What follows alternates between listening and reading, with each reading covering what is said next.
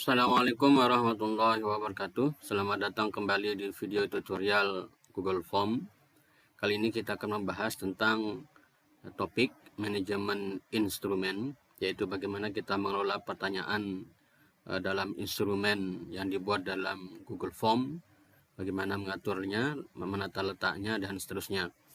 Nah, pada kesempatan kali ini kita akan membahas tema tentang memecah pertanyaan menjadi beberapa bagian.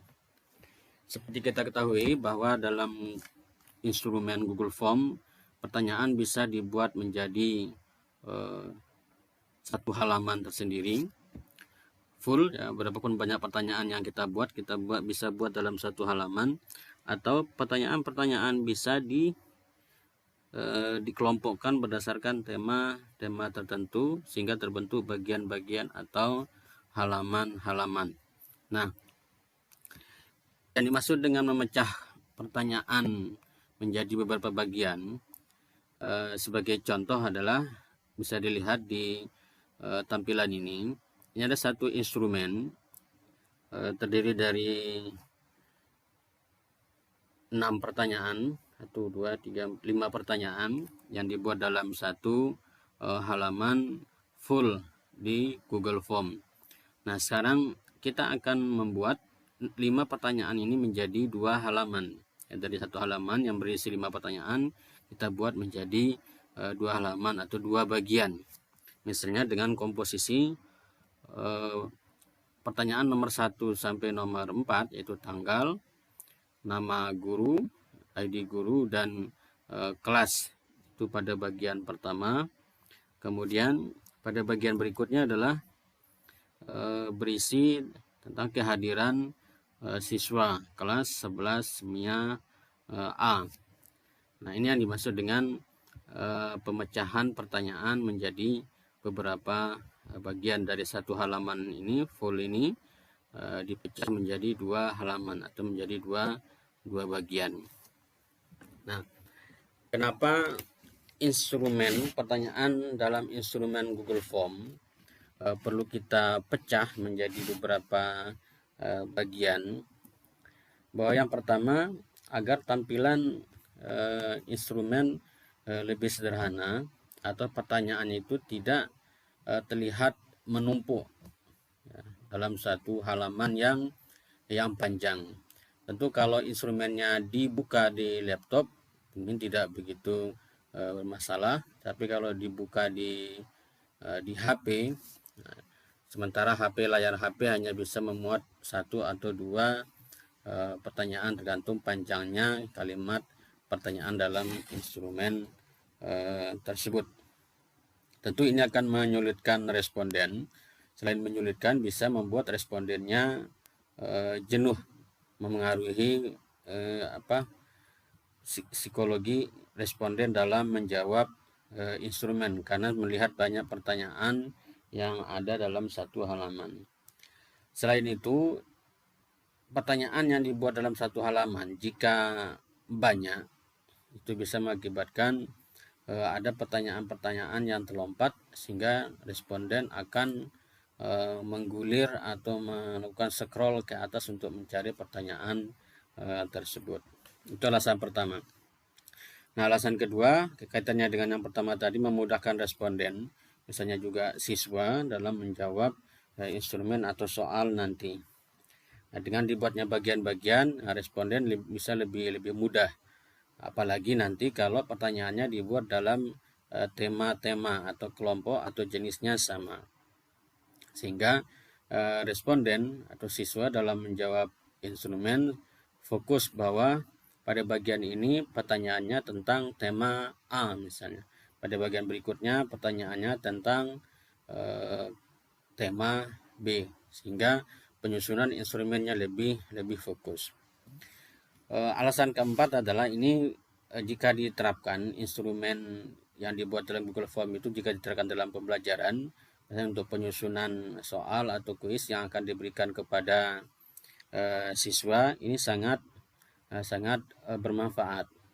Nanti soal-soal itu bisa dikelompokkan berdasarkan kompetensi dasar yang ada. Bagian A kompetensi dasar A, bagian B kompetensi dasar B, dan seterusnya jika soalnya dikelompokkan berdasarkan kompetensi dasar.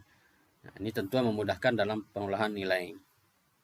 Nah, yang paling penting adalah alasan kelima adalah kenapa instrumen itu perlu dibuat menjadi beberapa bagian, adalah ketika instrumen dibuat sebagai kuis. Ya.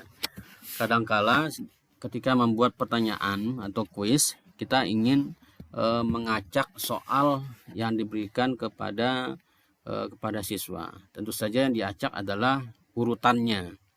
Nah, ketika dibuat dalam satu halaman, pengacakan urutan soal ini sering bermasalah. Masalahnya adalah urutan soal di dalam instrumen soal. Biasanya kita menyatakan identitas siswa dulu, menanyakan identitas siswa dulu, nama siswa, kemudian nomor presensi kelas dan seterusnya. Itu kalau diacak bisa jadi identitas siswa itu akan bergabung dengan soal yang diberikan, sehingga menjadi susunannya menjadi kacau. Yang terakhir, ya, kenapa pertanyaan itu perlu dibuat menjadi bagian-bagian? Ketika ada instrumen yang di dalamnya ada pertanyaan yang bersifat bersyarat, ya, berimplikasi pada pertanyaan berikutnya. Maksudnya ketika dia menjawab A misalnya pada pertanyaan tertentu, maka dia harus menjawab pertanyaan selanjutnya dan melompati pertanyaan yang lain. Nah, itu hanya bisa dilakukan pada pertanyaan bersyarat. Nah, pertanyaan bersyarat itu syaratnya harus pertanyaannya dibuat dalam bentuk bagian, seksi-seksi. Nah, supaya lebih jelas, saya berikan ilustrasi, ya, bagaimana praktek dari pertanyaan-pertanyaan yang dibuat dalam bagian-bagian. Ada dua instrumen, misalnya saya memiliki dua instrumen. Yang satu adalah jurnal harian guru. Instrumen ini sama, tapi saya buat yang satu dibuat menjadi bagian-bagian, yang satu dibuat hanya menjadi satu halaman. Bedanya apa? Instrumen yang dibuat dalam beberapa bagian itu akan tertulis seperti ini.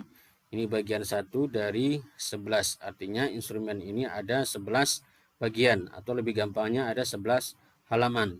Sementara yang satunya lagi, ya, yang satunya lagi yang ini instrumennya hanya dalam satu halaman. Ya, ini panjang. Ini instrumennya sama, tapi yang satu dibuat beberapa bagian, yang satunya lagi dibuat menjadi bagian-bagian. Kita bisa lihat perbedaannya. Ya, kita preview.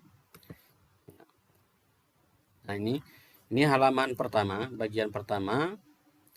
Ketika instrumen sudah dibuat menjadi beberapa bagian, ini misalnya kita jawab, ya.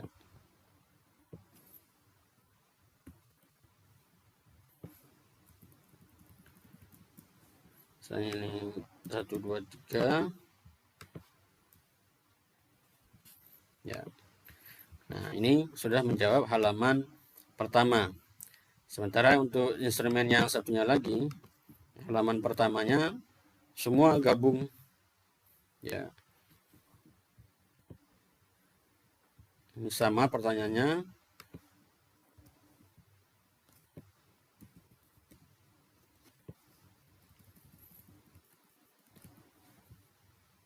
Oke. Nah, terus bersambung ke pertanyaan berikutnya. Sementara yang ini setelah selesai menjawab kelas, dia berpindah ke halaman berikutnya. Ini 4 pertanyaan ini bisa disebut sebagai identitas guru, pertanyaan prolog. Nah, untuk pindah ke halaman berikutnya, klik ini. Nah, ini muncul halaman kehadiran siswa. Sementara di sini kehadiran siswa bergabung menjadi satu dengan pertanyaan yang lain. Nah, tentu saja ini bisa merepotkan, ya, merepotkan dalam artian Kalau terlalu banyak dalam satu halaman, maka dia akan scroll terus sampai bawah. Ya, tentu saja ada lebihnya, ada kurangnya. Nah, kalau dilihat dibuka dengan HP, ini lebih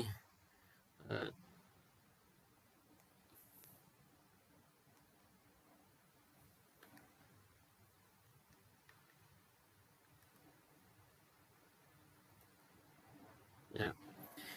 Kalau kita buka dengan HP, coba misalnya pertanyaannya.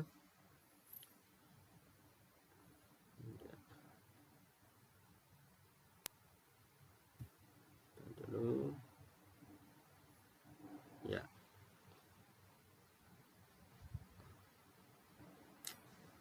Masuk.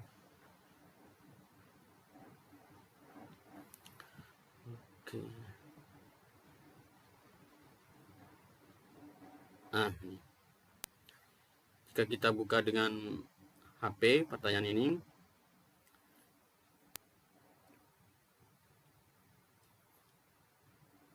ya, ini pertanyaan satu halaman. Maaf, 11 bagiannya sudah dipecah menjadi beberapa bagian. Ini menjawabnya enak. Ya.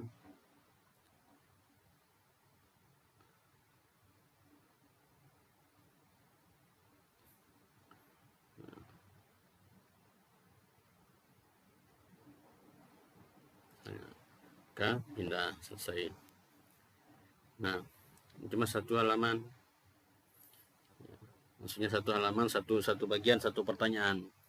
Kita contohkan yang lain, pertanyaan yang tidak dibuat menjadi bagian-bagian, misalnya yang ini. Nah, ini kita scroll ke atas. Ya.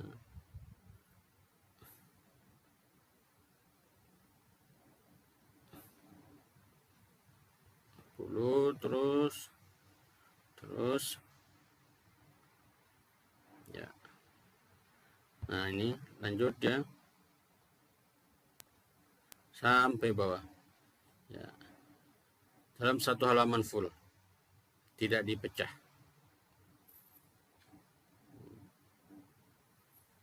Nah sekarang bagaimana memecah pertanyaan yang sudah dibuat dalam satu halaman ini menjadi beberapa bagian. Caranya, katanya cara yang pertama adalah ketika kita memulai membuat instrumen baru. Kita memulai membuat instrumen baru, maka kita sudah merancang terlebih dahulu bagian-bagiannya. Nah, kita membuat instrumen baru, ya, misalnya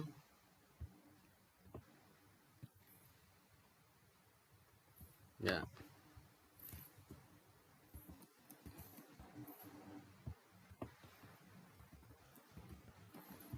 Oke.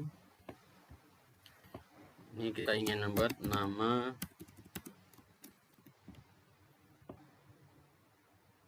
ya.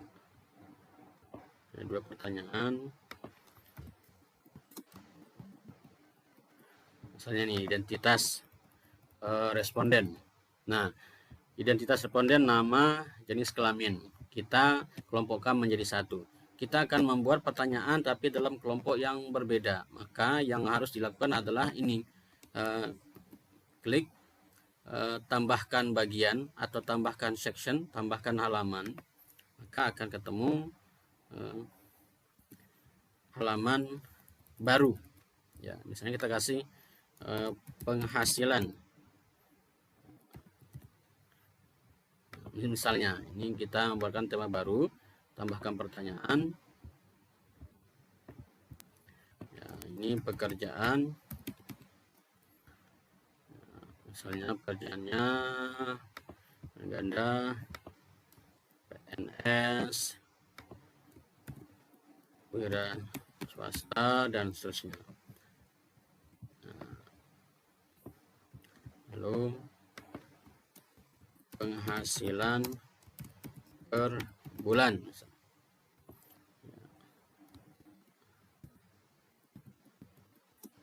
Di bawah 2 juta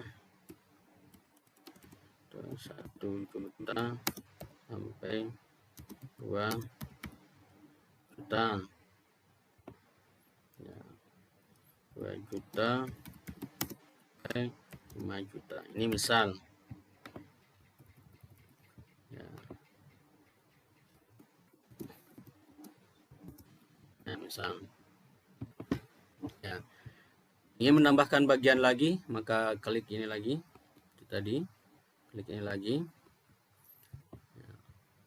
Maka buatlah tema lagi di sini, apa yang perlu ditanyakan kepada responden, misalnya tentang rumah tangganya, maksudnya tentang jumlah anak, kemudian jenis kelamin anak, dan seterusnya. Nah, ini maksudnya dengan membuat pertanyaan-pertanyaan menjadi dikelompokkan menjadi beberapa bagian. Itu kalau membuat baru. Nah, bagaimana kalau instrumennya sudah dibuat, sudah jadi, sudah ada, dan dibuat dalam satu halaman full, artinya sengaja dirancang dibuat dalam satu halaman dulu, baru belakangan dipecah-pecah sesuai dengan kelompoknya masing-masing. Nah, cara melakukannya, cara memecahnya, ya, tentu saja kita sudah memiliki rancangan instrumen dulu. Misalnya saya ingin memecah instrumen ini, bagian pertama terdiri dari nama, ID, kelas, misalnya. Bagian pertama ini nama, ID guru, kelas. Nah, 3 pertanyaan. Bagian pertama terdiri dari 3 pertanyaan. Maka untuk menambah bagiannya, taruh pada pertanyaan terakhir dari bagian yang akan dipecah. Ya, bagian pertama terdiri dari 3 pertanyaan, 4 pertanyaan, tanggal, ya, kemudian nama guru, ID guru, lalu kelas. Nah, itu bagian pertama. Maka taruh kursornya pada bagian ini, pada bagian terakhir ini, pada pertanyaan terakhir ini. Setelah itu klik ini lagi seperti tadi, ya. Oke, nah, terbentuklah bagian pertama yang terdiri dari 4 pertanyaan. Kemudian bagian kedua, misalnya ini kita berikan judul kehadiran siswa kelas 11 Mia A. Oke.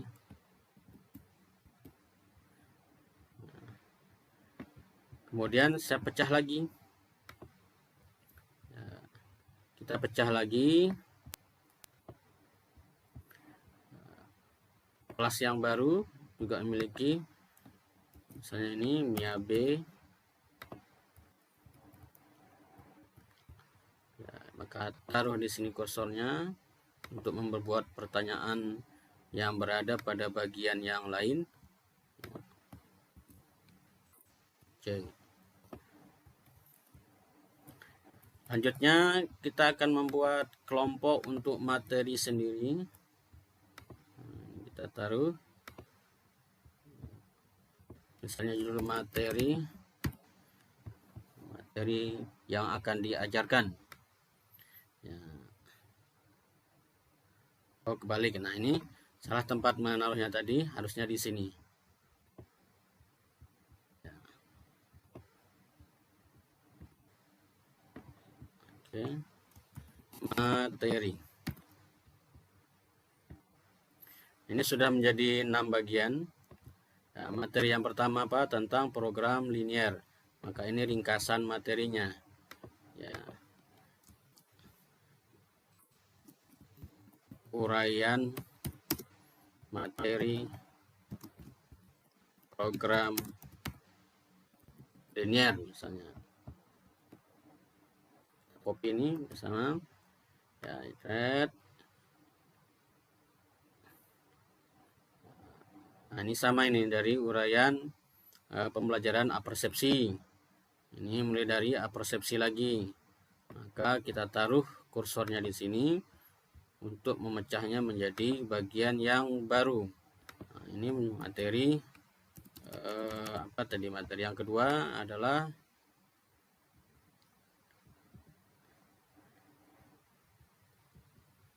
matriks. Ya, materi yang kedua matriks. Nanti yang ketiga ini kita copy dulu, fungsi komposisi dan inverse. Materi yang kedua matriks.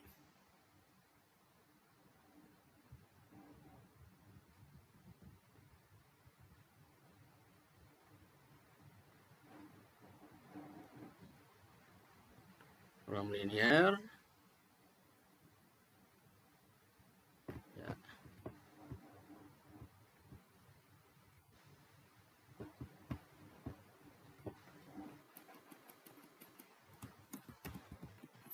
Matriks.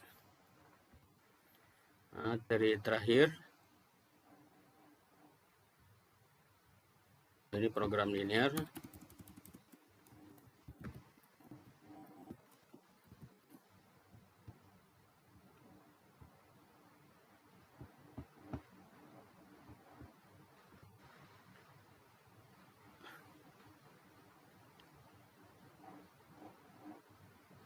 Inti.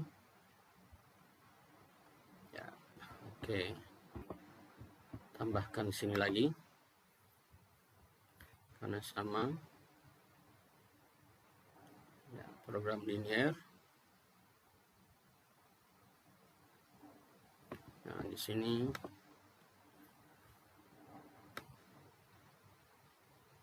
uraian materi matriks.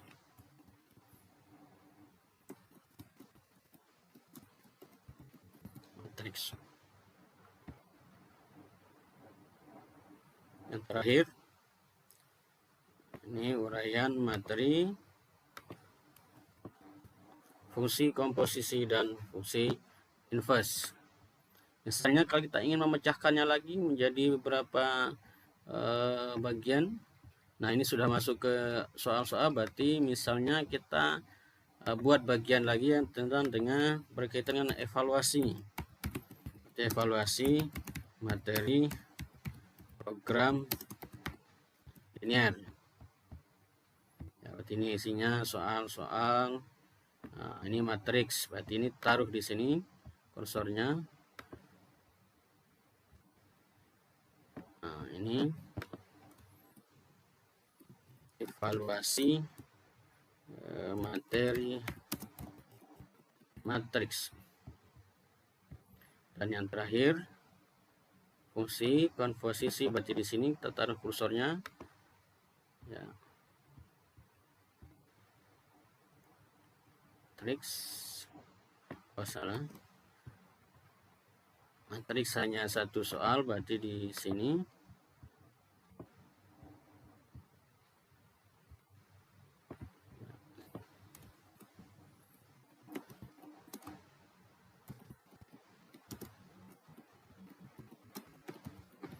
Komposisi dan fungsi inverse. Ya, sudah menjadi 11 bagian atau 11 halaman instrumen tadi yang hanya terdiri dari satu halaman. Sekarang kita sudah pecah menjadi halaman-halaman. Nah, ada 11 halaman. Kita review, kita tinjau. Ya. Nah, sudah dia terpecah menjadi halaman.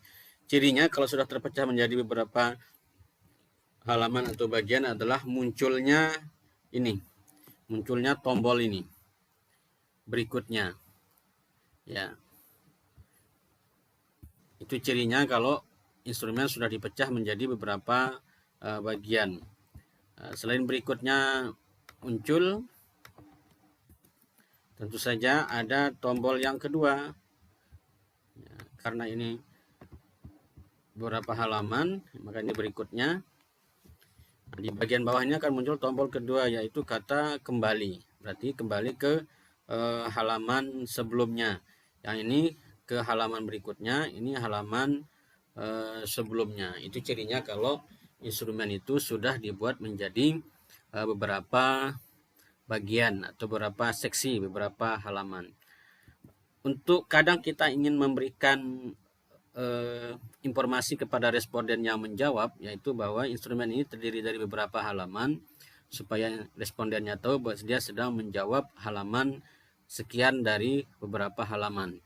Maka untuk memunculkannya seperti ini. Nah, ini seperti penjelas keterangan ini, halaman 2 dari 11 halaman, ya, halaman 2 dari 11. Nah, ini bisa kita munculkan di instrumen Google Form supaya responden itu tahu kalau dia sedang berada pada halaman sekian dari berapa halaman. Cara menyetingnya ini ke sini, ya. Klik setelan, ya. Klik setelan, lalu ada pilihan-pilihan, ini ada umum, presentasi, kemudian kuis. Nah, maka klik presentasi. Setelah itu ini tampilkan status progres. Nah, kemudian simpan. Maka kita akan melihat perubahannya. Tarik ke bawah, ini sudah muncul halaman 1 dari 11. Tadi tidak ada. Nah, keuntungan berikutnya ketika instrumen yang dipecah menjadi beberapa bagian, khususnya pada instrumen yang kita setting sebagai soal, adalah ketika soal itu diacak urutannya. Ya, ketika soal itu diacak urutannya, maka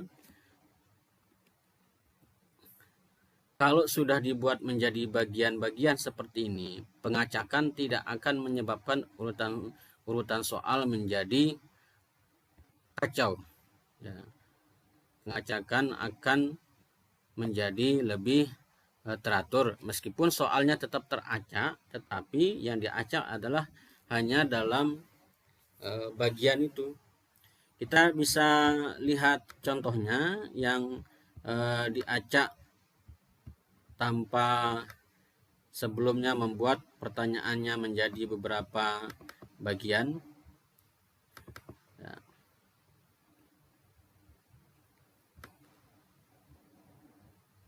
Nah, ini misalnya soalnya, kita cari yang lebih banyak lagi soalnya.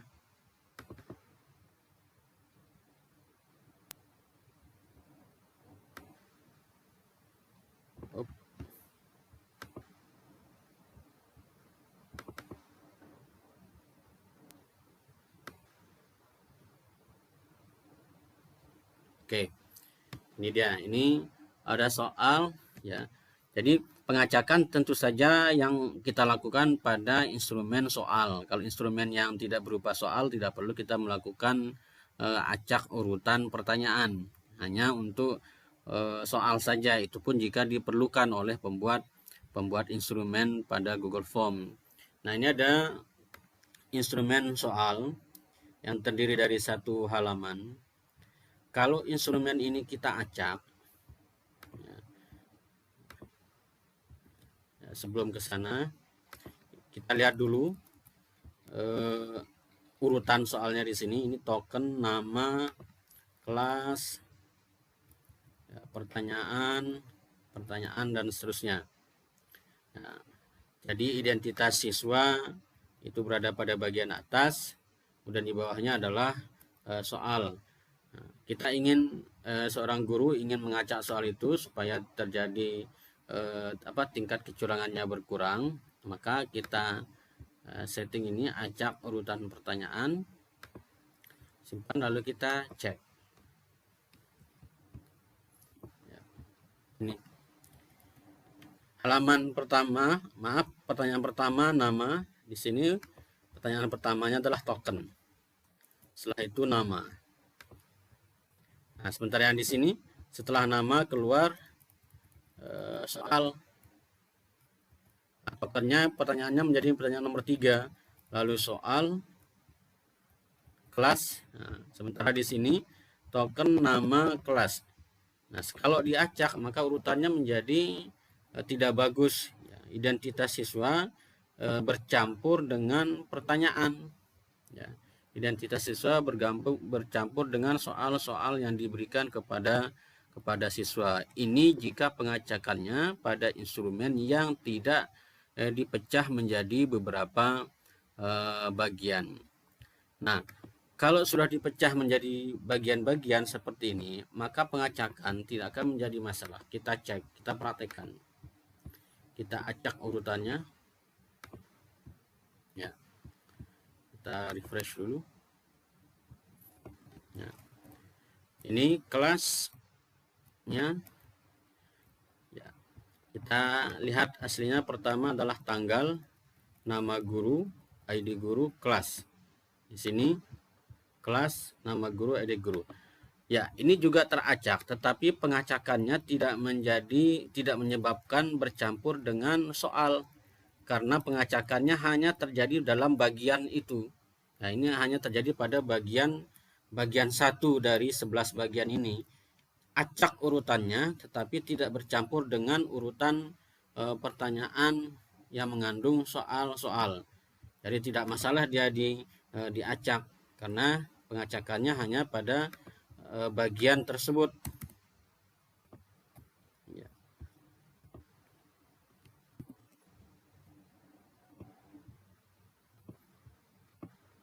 Ya. Ini dia terpisah, tidak tercampur dengan nama siswa, tidak tercampur dengan nama siswa juga.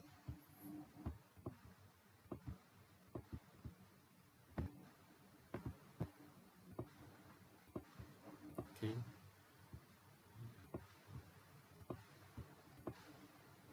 Ya. Demikian pula pada bagian yang bagian ke-6 ini terdiri dari beberapa pertanyaan. Urutan pertanyaannya juga akan berubah, tetapi tidak bercampur dengan pertanyaan yang mengandung butir soal, sehingga lebih tertata, lebih rapi. Itu tentang pengacakan soal dan bagaimana memecah pertanyaan menjadi beberapa bagian sudah selesai kita lakukan.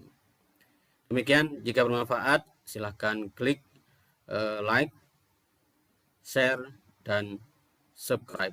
Assalamualaikum warahmatullahi wabarakatuh.